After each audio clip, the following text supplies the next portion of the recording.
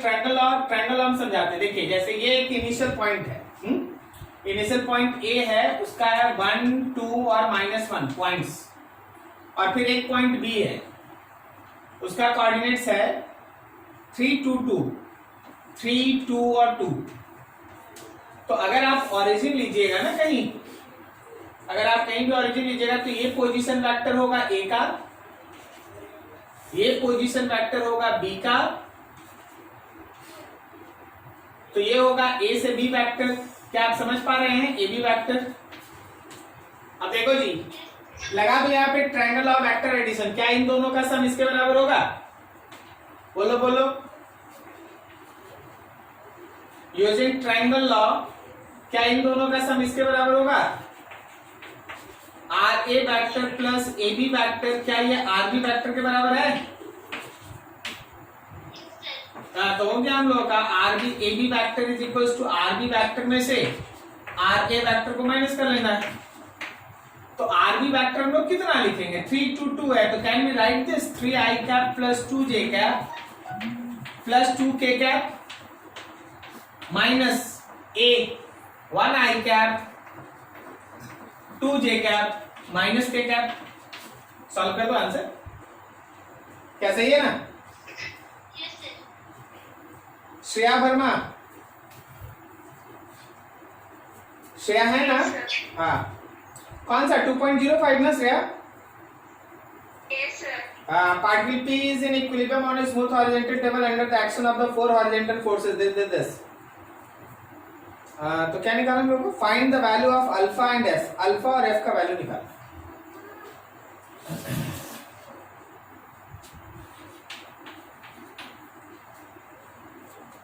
मिलान, क्या आप है ना चैट सेक्शन में भेज दिए एक बार मिलान, वहां पे क्वेश्चन चुनना थोड़ा आसान रहता है, तुरंत 11 खुलता है सब आता है। देखो क्वेश्चन नंबर 30 है सर। अरे यार 30 तो भेज देना, एक बार मेहनत कर ले। ये फोर्स एफ,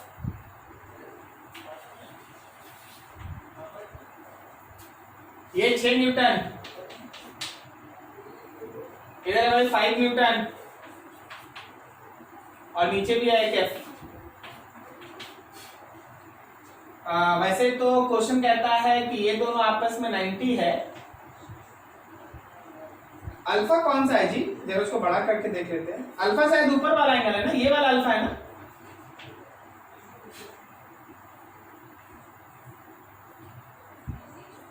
हाँ वही अल्फा।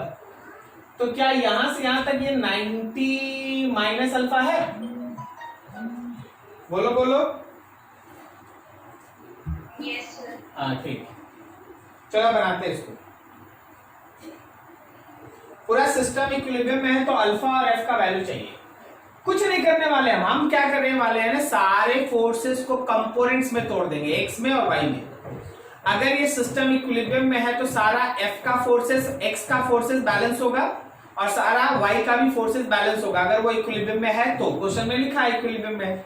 आप क्या कीजिए ना, सारे फोर्सेस को कंपोनेंट्स में तोड़ना स्टार्ट कीजिए। देखिए क्या इस 5 न्यूटन का यहां देखना 90 माइनस अल्फा एंगल है, तो क्या इस डायरेक्शन में 5 न्यूटन का इस डायरेक्शन में 5 का कॉस 90 माइनस अल्फा आएगा, और 5 का नीचे की तरफ का कंपोनेंट 5 का साइन 90 माइनस अल्फा आएगा।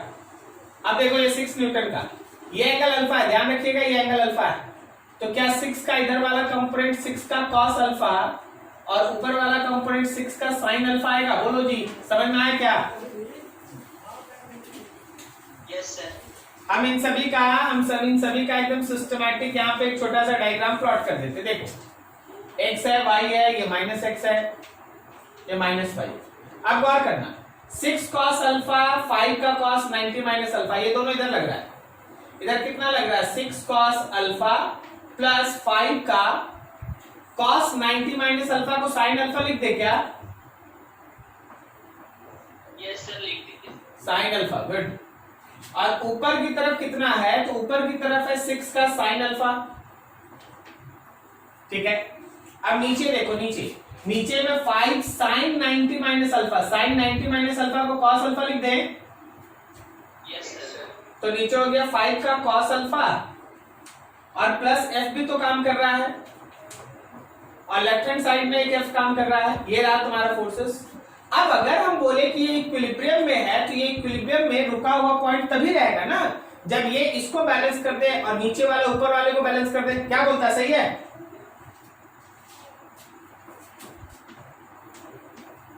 For equilibrium we have two equations. पहला इक्वेशन है अलॉन्ग एक्स, पहले एक्स पे ध्यान दो जी, सबको एक्स पे ध्यान देना। क्या मेरा एफ बैलेंस होगा 6 cos alpha plus 5 sine alpha से? ये इक्वेशन 1।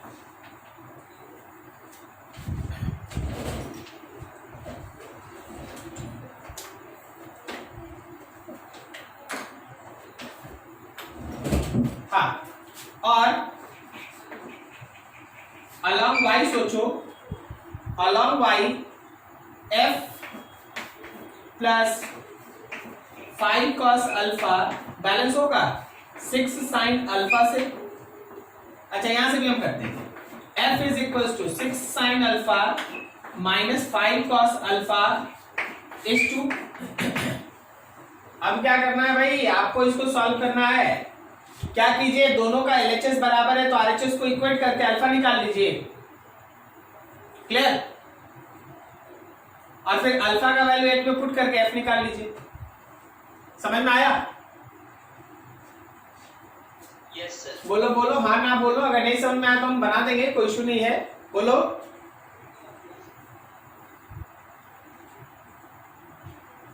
हो जाएगा ना? Yes sir. चलो, बोलने का आदत डालिए, बोलिएगा ना जितना जल्दी जल्दी काम होता है।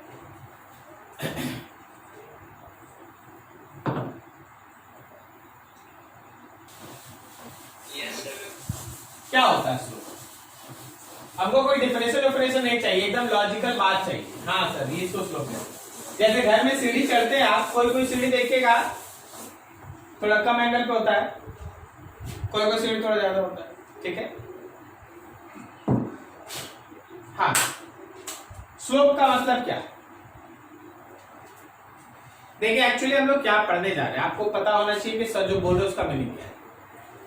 हम लोग है ना बेसिक मैथमेटिक्स डिस्कस करेंगे। ये वो पोर्शन होता है जिसमें आपको डिफरेंशिएशन और इंटीग्रेशन का फंडामेंटल, एकदम बेसिक, हम तो ये भी नहीं बोलेंगे कि 10% पढ़ाई होता है, हम तो ये बोलेंगे कि बस वही पढ़ाई होता है जिसका फिजिक्स में जरूरत पड़ता है। अब वो 1% है, 2% है कि 5% है, उसका हमको मतलब नहीं। ठीक है? हाँ, बस ये है कि हम आपको इतना बता देंगे कि आप अपना फिजिक्स है ना उससे काम करते रहिएगा, और जब आपको सर पढ़ाएंगे, जब आपको मैथ्स के टीचर पढ़ाएंगे तो वो आपको इसको डिटेल में लेके जाएंगे। 6 महीना पढ़ाएंगे, 8 महीना पढ़ाएंगे, और हम आपको 3 क्लास 4 क्लास पढ़ाएंगे। 3 क्लास 4 क्लास में है ना वो चीज ले आएंगे जो हमारे फिजिक्स के लिए जरूरी होगा। तो आपको ये चीज आना ही चाहिए। क्लियर है?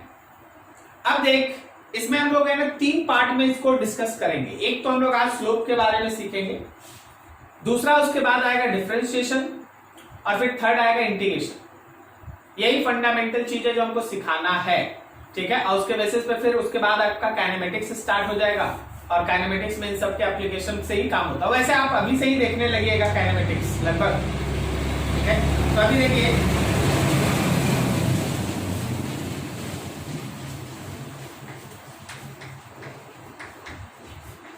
Concept of slope. स्लोप का मतलब क्या है? कोई भी स्ट्रेट लाइन, जो आप कोऑर्डिनेट एक्सिस पे कोई भी स्ट्रेट लाइन प्लॉट करते हैं, वो एक्स के पॉजिटिव के साथ कुछ ना कुछ एंगल बनाता है। अगर कुछ नहीं बनाता है तो जीरो है, पैरेलल हो गया तो जीरो है। जब वो कुछ एंगल बनाता है एक्स के पॉजिटिव के साथ, उस एंगल का tan थीटा वैल्यू, टेंजेंट निकालना, tan थीटा वैल्यू निकालना स्लोप कहलाता है। स्लोप क्या है? तो slope is tangent of angle formed by any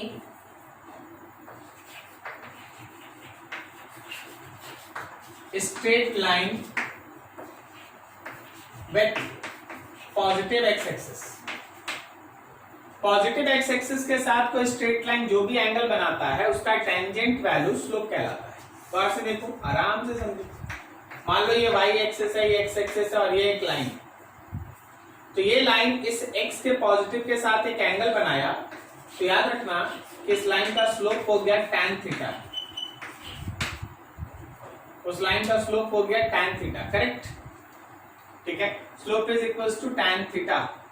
अभी थोड़ा इससे आगे बढ़ो और सोचो समझो, जरा गौर करना।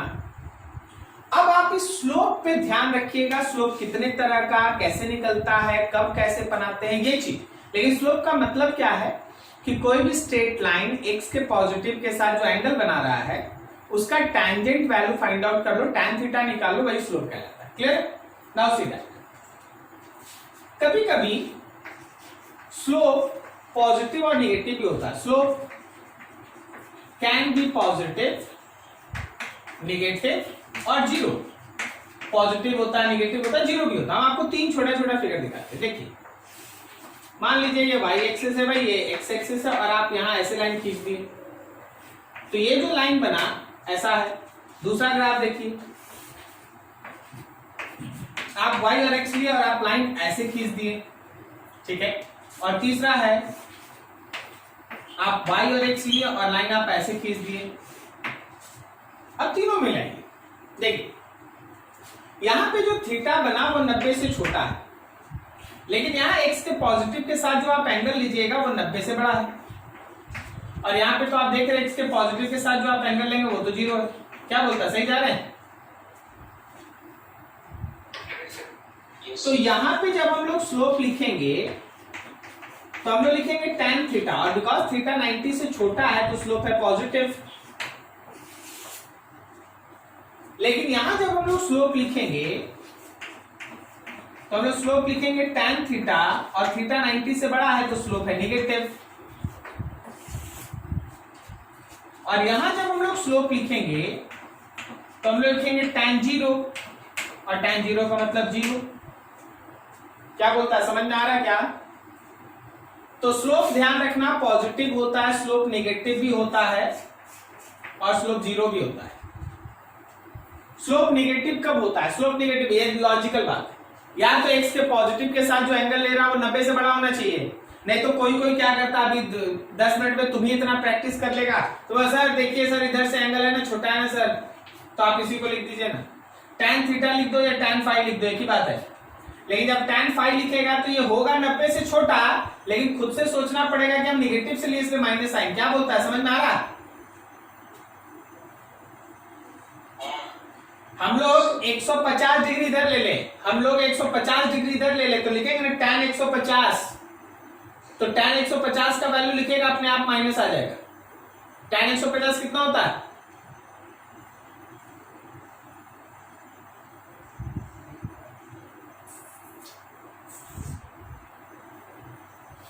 -1/√3, -1/√3। ओके, अब देख 150 नहीं लेके 30 डिग्री इधर से ले ले, ओके 30 डिग्री, तो हम लिखेंगे tan 30। अब tan 30 लिखेंगे वो तो वैल्यू होगा 1/√3, लेकिन हमको खुद से ध्यान रखना होगा कि हम तो निगेटिव से लिए हैं तो माइनस लगाना पड़ेगा अपने से। क्या समझा? Yes sir. गुड। तो स्लोप मेरा पॉजिटिव भी हो सकता है, निगेटिव भी हो सकता है और जीरो भी हो सकता है। थोड़ा और आगे ये भी ध्यान रखना, स्लोप कैन बी कांस्टेंट और वेरिएबल। तुम्हारा ये स्लोप कांस्टेंट भी हो सकता है, वेरिएबल भी हो सकता है। याद रखना कि कांस्टेंट स्लोप हमेशा स्ट्रेट लाइन का होता है। जब भी आप स्ट्रेट लाइन बनाते हो उसका स्लोप कांस्टेंट होता है, लेकिन जो वेरिएबल स्लोप होता है वो हमेशा ध्यान रखना कर्व का होता है। कोई कर्व लाइन खींच देगा तो वेरिएबल स्लोप। हम दोनों दिखाते हैं, देखो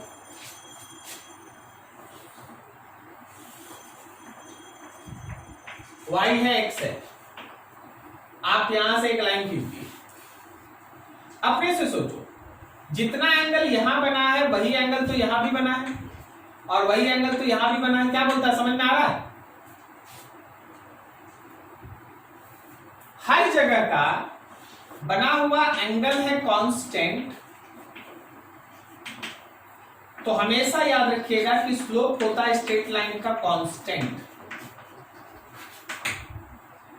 ठीक है, आगे देखो, अगर हम लोग कोई ऐसा लाइन खींचे, अगर हम लोग ऐसा कोई कर्व खींचे, देखना y और x है और हम ऐसे तुमको ड्रॉ कर देगा। अब देखो, सोचना अपने से, यहां पे जितना एंगल बना, क्या सेम एंगल यहां बना? No sir. और क्या वही एंगल यहां भी बना है? नहीं बना। क्या बोलता है, तो थीटा बढ़ते जा रहा है, घटते जा रहा है या कांस्टेंट है? सर थीटा बढ़ते जा रहा है। बढ़ते जा रहा है, वेरी गुड। अगर थीटा बढ़ते जा रहा है तो tan थीटा भी तो बढ़ते जा रहा है। Yes sir. और tan थीटा बढ़ने का मतलब क्या बोलता है, स्लोप बढ़ रहा है या घट रहा है? बढ़ रहा है, स्लोप बढ़ रहा है। क्लियर है? तो जब भी मेरे पास कोई कर्व बनेगा तो स्लोप होगा वेरिएबल, और जब भी मेरे पास कोई स्ट्रेट लाइन बनेगा तो स्लोप होगा कांस्टेंट। एक और देखते भाई, ये y है, ये x है और ग्राफ ऐसा है, ग्राफ ऐसा है। तो अभी देखिए, यहां पे एक एंगल बना θ1, यहां पे एक एंगल बना θ2, तो यहां पे एक एंगल बना θ3। अब बोल, थीटा बढ़ रहा है कि घट रहा है? घट रहा है, घट रहा है। तो ऑब्वियसली tan थीटा भी घट रहा है। tan θ1 से tan θ2 छोटा, tan θ2 से tan θ3 छोटा, तो ऑब्वियसली मेरा स्लोप डिक्रीज कर रहा है, स्लोप इज डिक्रीजिंग। तो अभी तक बोर्ड पे क्या था, सबसे पहला चीज था स्लोप। स्लोप क्या है, कोई भी स्ट्रेट लाइन x के पॉजिटिव के साथ जो एंगल बनाता है उसका tan थीटा वैल्यू ही स्लोप है। सही। अब उस स्लोप में पॉजिटिव भी होता है, नेगेटिव भी होता है, जीरो भी होता है। अगर कभी x के पॉजिटिव से बना हुआ एंगल लेस देन 90 है तो स्लोप पॉजिटिव है, अगर x के पॉजिटिव से बना हुआ एंगल ग्रेटर देन 90 है तो नेगेटिव है, और अगर जीरो है तो जीरो। स्लोप कांस्टेंट भी होता है, वेरिएबल भी होता है। कांस्टेंट स्लोप हमेशा स्ट्रेट लाइन का होगा, वेरिएबल स्लोप किसी कर्व का होगा। सामने कर्व इंक्रीजिंग स्लोप का भी होता है, डिक्रीजिंग स्लोप का भी होता है, दोनों सामने। ठीक है, नोट करो यहां तक, फिर और आगे बढ़ते हैं।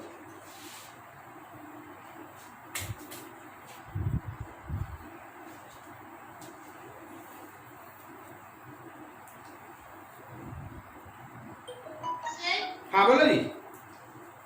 सर थीटा का 90 डिग्री होगा तो इनफाइनाइट, इसमें क्या है? अभी मान लीजिए जैसे आप जो सोच रहे हैं, हम आपका मन का बात यहां दूर कर देते हैं। y एक्स है और ऐसा लाइन खींच दे, ये बोल रहे हैं ना आप, तो यार थीटा इज 90, tan 90 का वैल्यू कितना होता है? नॉट डिफाइंड, मतलब इंफिनिटी से दिखाते हैं, not defined. Okay,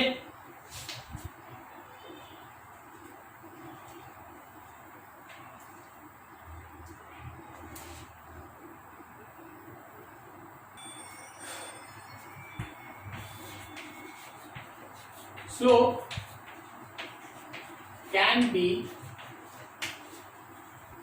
average between two instants or slope can be instantaneous at particular instant। अब इस लाइन का मतलब क्या है, ये थोड़ा सा टिपिकल है, आप दिमाग लगाइए समझिए। सबसे पहले तो एवरेज स्लोप पे हम लोग कुछ बात करेंगे। सबसे पहला कॉन्सेप्ट है एवरेज स्लोप। मान लो जैसे तुम्हारे पास y एक्सिस है, x एक्सिस है और ये कर्व ऐसा है। अब तुमसे बोला गया कि आप तो देख रहे हैं कि इसका हर जगह एंगल बदल रहा है, क्या सही आ रहा है ना? हर जगह तो एंगल बदल जा रहा है ना? तो बोला गया आप इस पॉइंट से लेके इस पॉइंट के बीच का एवरेज स्लोप बताइए। तो आपको क्या करना है, इस पॉइंट से एक लाइन ऐसे खींच दी भाई यहां पे, फिर इस पॉइंट से एक लाइन खींच दिए यहां से। अब मान लो जैसे यहां पे x का एक वैल्यू था x1 और यहां पे x का वैल्यू था x2। अब जरा गौर करना, जरा गौर करना, जरा गौर करना, क्या यहां पे y का एक वैल्यू होगा और यहां पे y का एक और वैल्यू होगा, ठीक है। अब आप क्या करें, जिन दो पॉइंट्स के बीच आपको स्लोप ड्रॉ करना है, मान लो जैसे ये और ये, तो आप इसको मिलाइए एक स्ट्रेट लाइन से। अब क्या ये स्ट्रेट लाइन हॉरिजॉन्टल के साथ कोई एंगल बना रहा है? Yes sir. यही कहलाएगा इन दो पॉइंट्स P1 और इन दो पॉइंट्स P2, P1 और P2 के बीच का एवरेज स्लोप। अगर आपको एवरेज स्लोप चाहिए, tan थीटा चाहिए, तो आपको ये मिलेगा परपेंडिकुलर, जो एक्चुअली y2 माइनस y1 है और इसको हम लोग लिखेंगे डेल y, और ये मिलेगा बेस जो एक्चुअली तुमको x2 माइनस x1 है और इसको हम लोग लिखेंगे डेल x। क्या बोलता है, समझ में आ रहा है क्या? ठीक है। तो एवरेज स्लोप का मतलब tan थीटा और tan थीटा का मतलब परपेंडिकुलर बाय बेस, और परपेंडिकुलर जो लिखा वो कुछ और नहीं लिखा, y2 माइनस y1 लिखा, और बेस कुछ और नहीं लिखा, x2 माइनस x1 लिखा। फिर से मान लो जैसे कोई एक कर्व है ऐसा, कोई एक कर्व है ऐसा, और कोई तुमसे बोल दिया कि P1 पॉइंट और P2 पॉइंट के बीच का एवरेज स्लोप निकालो, P1 पॉइंट और P2 पॉइंट के बीच का एवरेज स्लोप निकालो। तो आप क्या करेंगे, P1 का x कोऑर्डिनेट और P1 का y कोऑर्डिनेट देख लिए, P2 का y और P2 का x कोऑर्डिनेट देख लिए, फिर P1 और P2 को स्ट्रेट लाइन में मिला दिए, फिर देखें कि हॉरिजॉन्टल के साथ आखिर वो कितना एंगल बनाता है, जो एंगल बनाता है उसी का tan थीटा एवरेज स्लोप है। अब tan थीटा निकालने के लिए आपको परपेंडिकुलर बाय बेस करना पड़ेगा। तो परपेंडिकुलर का मतलब हुआ y का डिफरेंस y2 माइनस y1, और बेस का मतलब हुआ x का डिफरेंस x2 माइनस x1। क्या आप समझे ये बात? Yes sir. चलिए एक और बनाते हैं।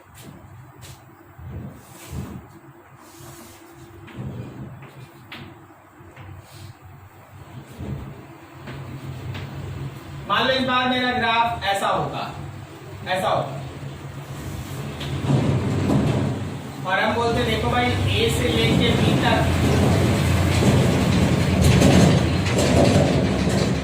A से लेके B तक स्लोप निकालो।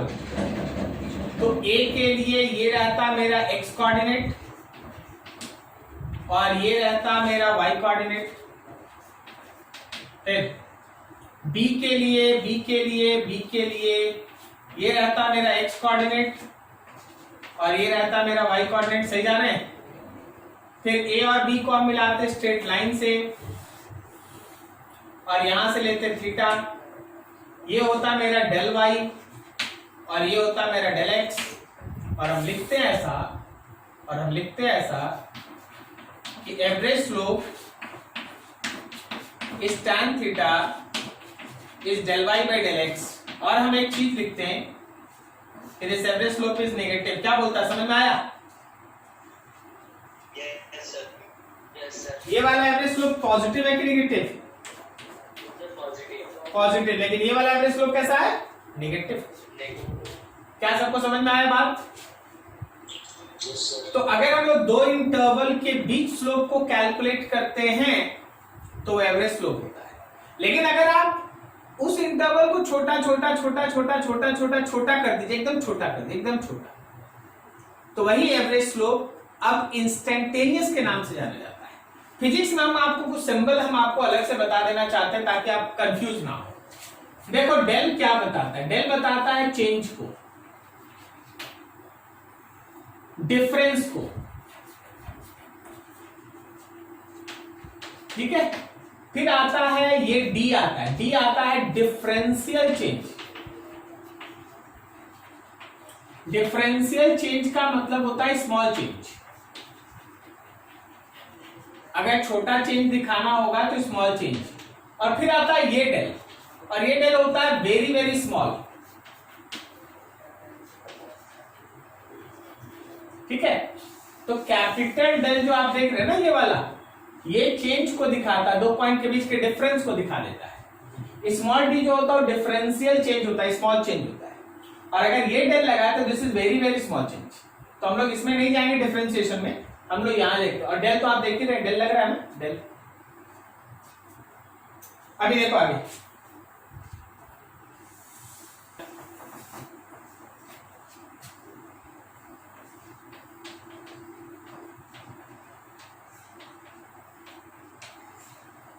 Instantaneous flow.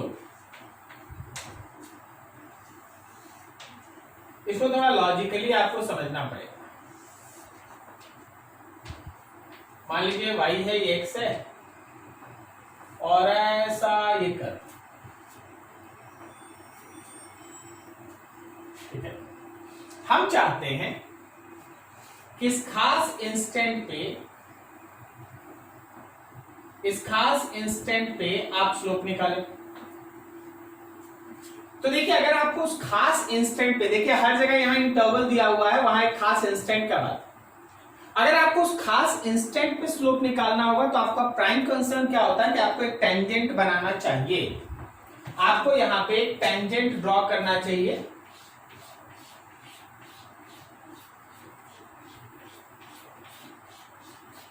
और टेंजेंट x के साथ जो एंगल बनाएगा, टेंजेंट जो x के साथ एंगल बनाएगा, वही एंगल का वैल्यू इंस्टेंटेनियस स्लोप होगा। अब जरा गौर करना, ये जो टेंजेंट x के साथ एंगल बनाएगा, तो आप जब इंस्टेंटेनियस स्लोप यहां लिखने जाएंगे तो आपको ये tan थीटा लिखना है, ठीक है।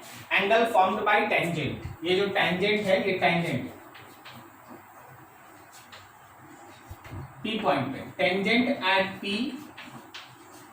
Gives instantaneous slope. P point पे जो टेंजेंट है वो तुमको इंस्टेंटेनियस स्लोप देगा। अब आगे देखो, हम लोग यहाँ पे स्लोप निकालने का एक और तरीका क्या करते हैं ना, कि एक बहुत ही छोटा इंटरवल लेंगे, बहुत ही छोटा इंटरवल, बहुत बड़ा नहीं, यहां से यहां तक बहुत एकदम ऑलमोस्ट इतना छोटा इंटरवल लेंगे कि अगर मिलाएंगे तो टेंजेंट बनेगा। ओके, इंटरवल बड़ा नहीं होना चाहिए, क्या नहीं होना चाहिए, बड़ा इंटरवल बड़ा नहीं होना चाहिए, इतना छोटा होना चाहिए। अब देखना, अगर हम इन्हीं सब फिगर में सोचो, अगर हम गैप यहां से यहां लेते तब नहीं बीच में खाली आ गया, अगर हम यहां और यहां लेते तो उसको मिलाते तो टेंजेंट ही हो जाता ना, नहीं समझे। इतना कम गैप लेना है पॉइंट्स के बीच कि लगभग टेंजेंट हो जाए, क्या समझा, ठीक है। अब यहां देखो, तो इस बार भी ये जो परपेंडिकुलर है वो डेल वाई है, वाई का डिफरेंस है, लेकिन वो छोटा है इसलिए डी वाई है। इस बार भी ये जो बेस दिखाई दे रहा है वो x का डिफरेंस है, लाइक दैट, बट छोटा है इसलिए वो dx है। इसका मतलब ये tan थीटा कुछ और नहीं है, वो dy by dx है, समझा क्या। जो पहले del y by del x था वो अब क्या है, dy by dx। Yes sir.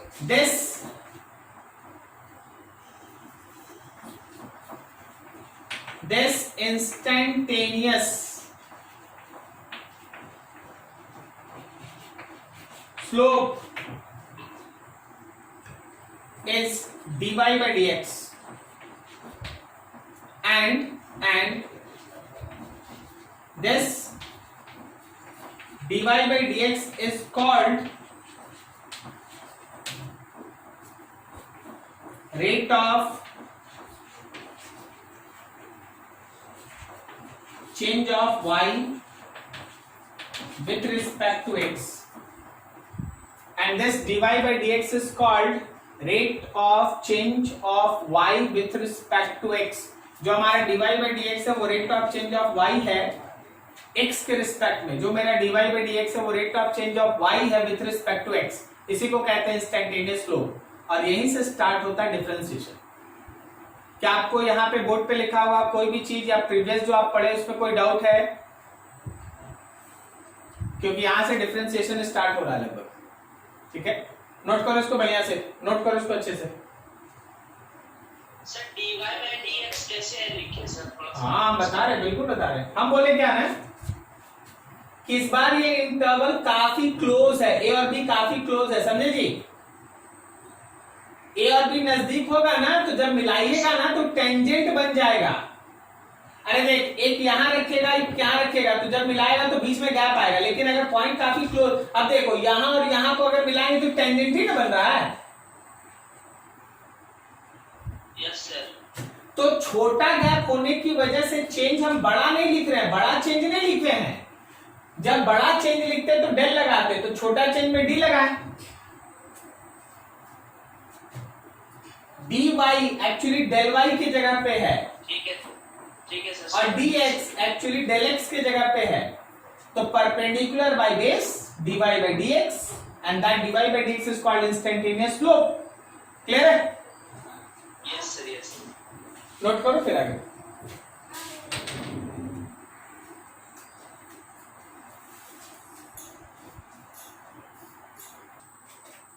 एक छोटा सा क्वेश्चन है आपके लिए, कोई बहुत बड़ा बात नहीं है. y और x है.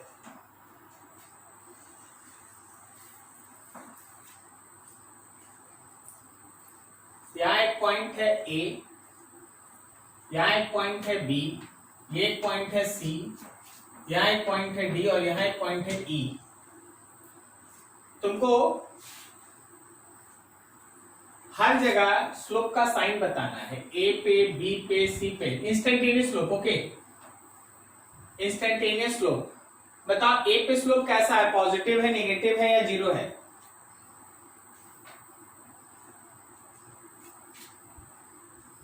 अब देखिए, हम आप समझ गए क्यों आप रुके. आप यहां पे एक टेंजेंट बनाइए. ओके, समझना है छोटा सा. और फिर देखिए इसका एंगल देखिए, यही एंगल है ना? क्या आप समझे ये बात? अरे बोलो हाँ या ना, बोलो जल्दी. हाँ, तो क्या बोलता है यहाँ का स्लोप पॉजिटिव है या नेगेटिव है? पॉजिटिव. अब चलो भाई बी पे बात करो, बी पे टेंजेंट बनाओ. बताओ बी पे स्लोप कैसा, पॉजिटिव, नेगेटिव या जीरो? अरे जीरो. जीरो, क्योंकि एक्स के पॉजिटिव के साथ जीरो एंगल बना रहा है. अब सी पे टेंजेंट बनाओ, सी पे. तो सी पे जो एंगल ले रहा है, देख रहा है, नेगेटिव से ले रहे हैं. क्या बोलता है, स्लिप पे स्लोप पॉजिटिव है या नेगेटिव? नेगेटिव. फिर डी पे टेंजेंट बनाओ, डी पे बताओ स्लोप पॉजिटिव, नेगेटिव या जीरो? जीरो. फिर ई पे एक स्लोप बनाओ, ई पे एक टेंजेंट बनाओ, बताओ स्लोप पॉजिटिव, नेगेटिव या जीरो? पॉजिटिव. क्या ये समझ में आ रहा है? तो इसको कहते हैं इंस्टेंटेनियस स्लोप. क्लियर? नोट करो इसको अच्छे से.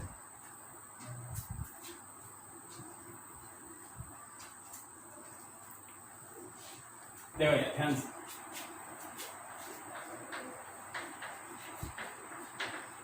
concept of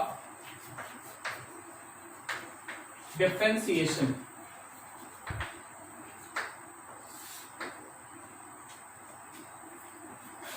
देखो डिफरेंशिएशन क्या है. Differentiation is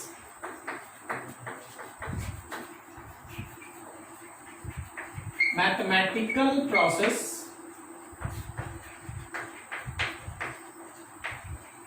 which gives rate of change of one physical quantity with respect to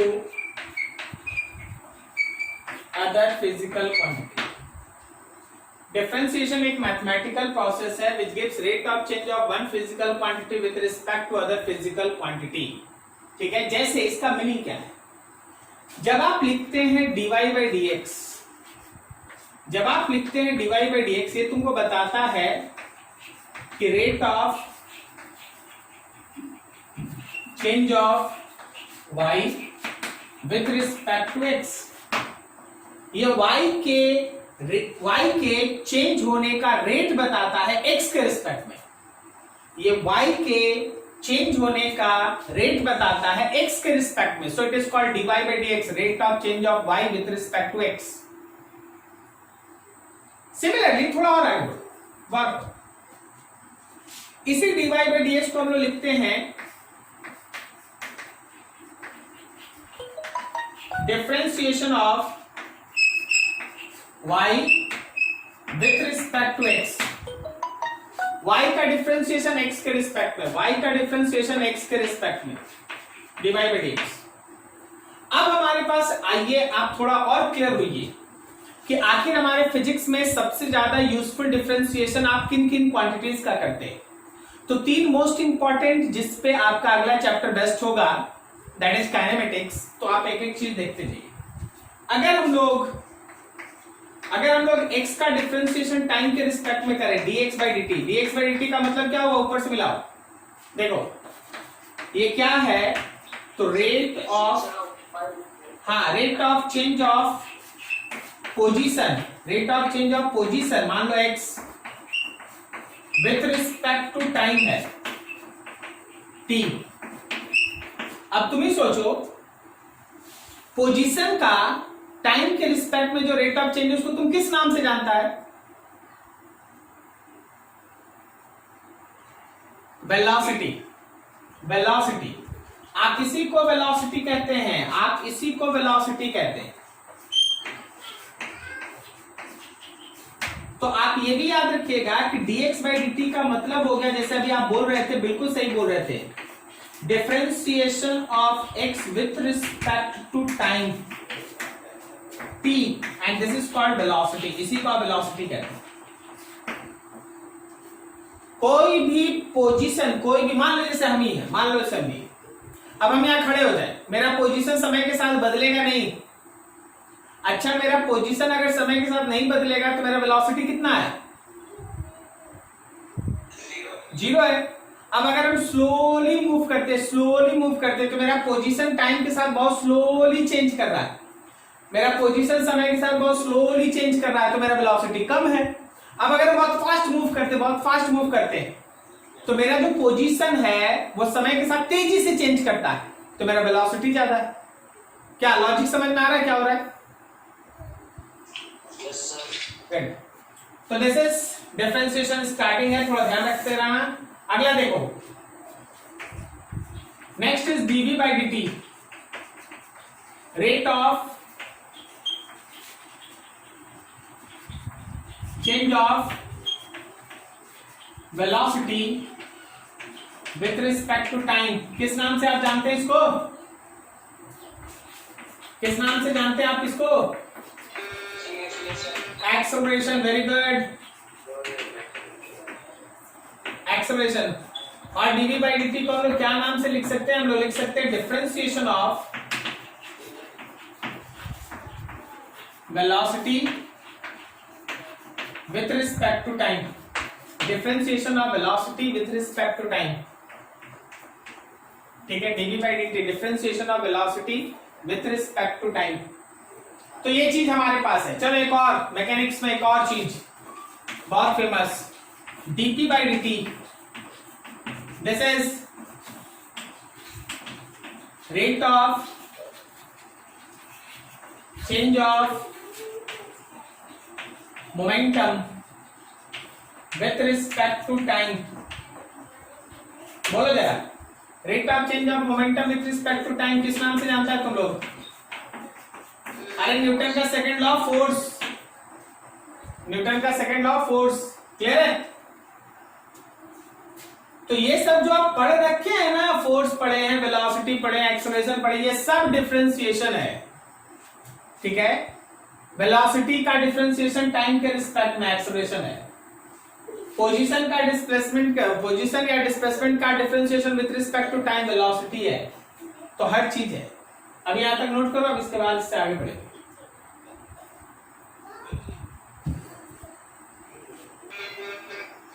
अभी देखो, हम एक बॉक्स बना देते हैं कि कहां कहां आप डिफरेंशिएशन यूज करेंगे, जरा देखिए।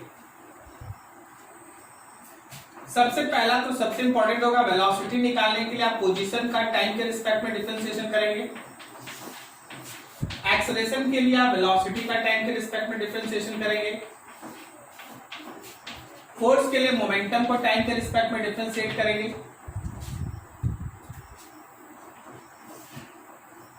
फोर्स के लिए कभी कभी आप एनर्जी को एक्स के रिस्पेक्ट में डिफरेंशिएट करेंगे।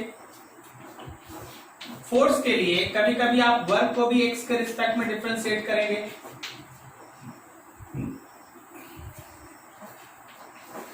उसके बाद पावर के लिए एनर्जी को टाइम के रिस्पेक्ट में डिफरेंशिएट करेंगे, पावर। तो ये सब डिफरेंशिएशन है। और हम बताते हैं, करंट के लिए चार्ज को टाइम के रिस्पेक्ट में आप डिफरेंशिएट करेंगे। टॉर्क के लिए एंगुलर मोमेंटम को आप टाइम के रिस्पेक्ट में डिफरेंशिएट करेंगे। तो ये सब देखो, सब देखो, अभी तुम्हारे सामने पहली बार सब आ रहा है।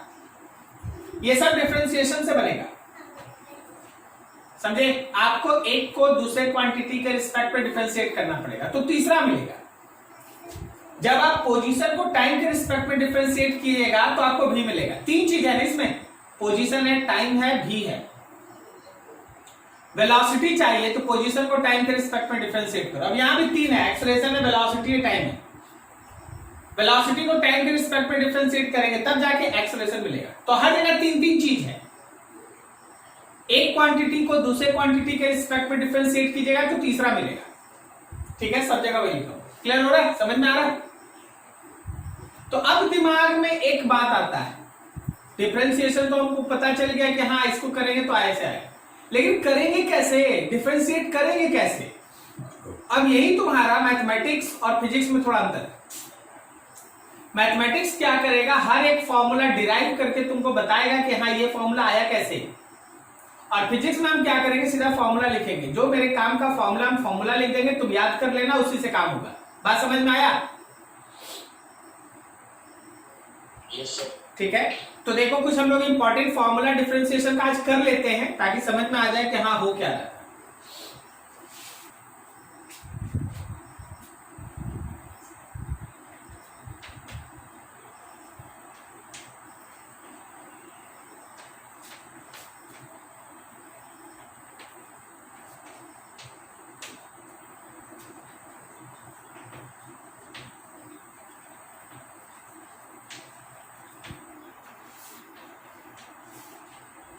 Important formula for differentiation.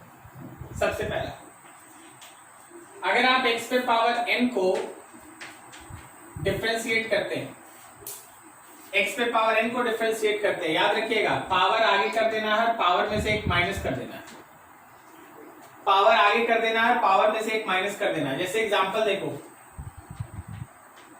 अगर तुम d/dx करा x पे पावर 3 को, तो आंसर है 3x²। समझे क्या, समझे क्या?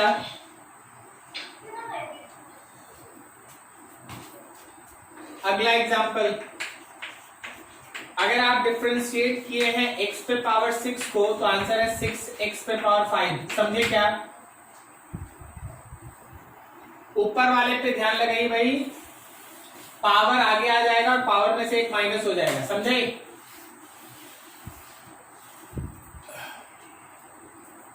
अगला देखो, बताना आंसर। d/dx ऑफ x पे power -4, what is your answer?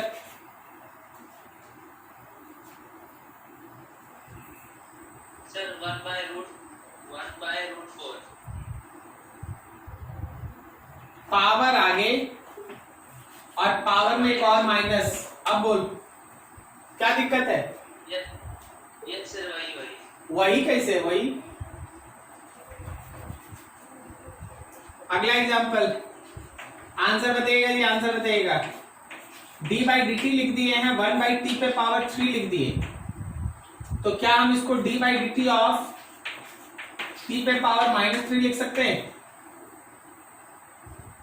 Yes sir. What is your answer? बोलो, आंसर बोलो। सर -3 टी पे पावर -4, सही है सबका?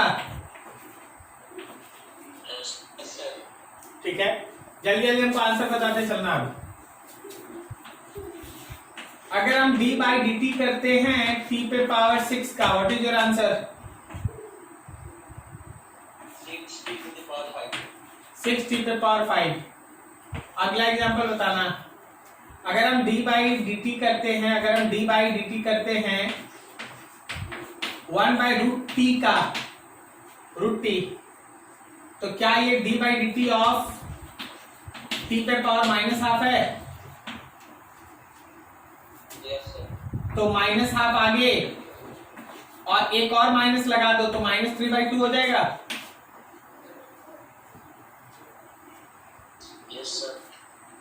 क्या तुम में से किसी को भी ये लाइन समझने में दिक्कत कि अगर कभी x पे पावर n को डिफरेंशिएट करना पड़ा तो पावर को आगे ले आएंगे, पावर में से एक माइनस कर देंगे। क्लियर हुआ सबको? Yes sir.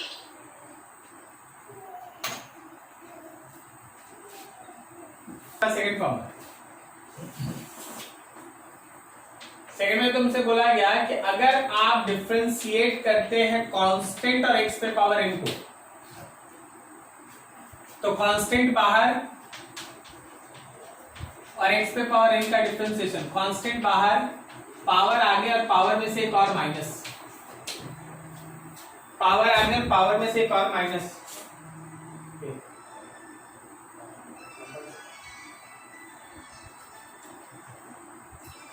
के एन, अभी जरा गौर करना इसमें, इसका एग्जांपल देखना।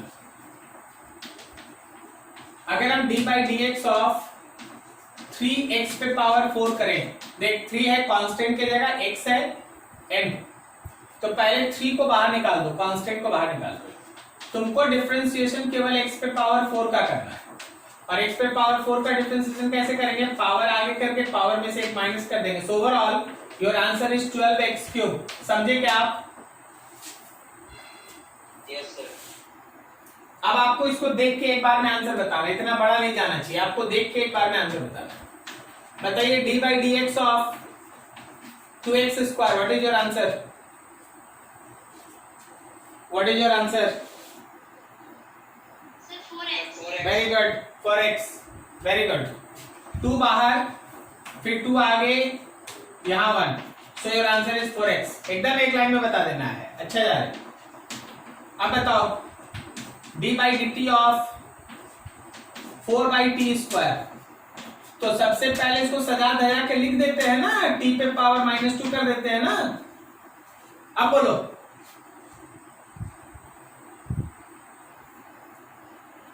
सर -8 के ऊपर -3। वेरी गुड, -8 टी पे पावर -3।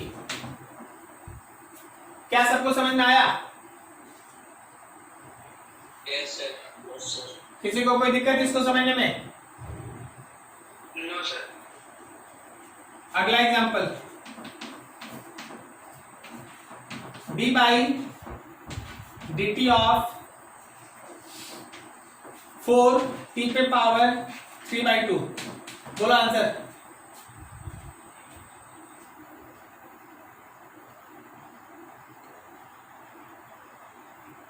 फोर बाहर, 3/2 आगे, 3/2 -1, यही ना होगा?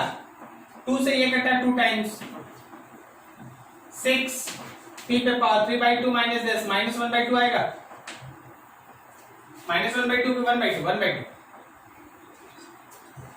Did you get this? समझ में आ रहा है? Yes sir. ठीक है, तो आज हम लोग है ना ये 2 इंपॉर्टेंट कॉन्सेप्ट तक रखेंगे। इतना आप अगले दिन रट के आइए, क्योंकि अगला क्लास यहीं से आगे बढ़ेगा। क्या आपको आज सारा स्लोप का कॉन्सेप्ट समझ में आया सभी को? Slope, yes sir. ठीक है। और डिफरेंशिएशन का जस्ट स्टार्टिंग है। Differentiation is a mathematical process जो किसी एक फिजिकल क्वांटिटी का रेट ऑफ चेंज बताता है दूसरे के रिस्पेक्ट, ठीक है। बाकी अगले दिन इस पे काम करते हैं। आप इतना फॉर्मूला याद करके आइएगा, ठीक है। कोई दिक्कत किसी को समझने में कहीं?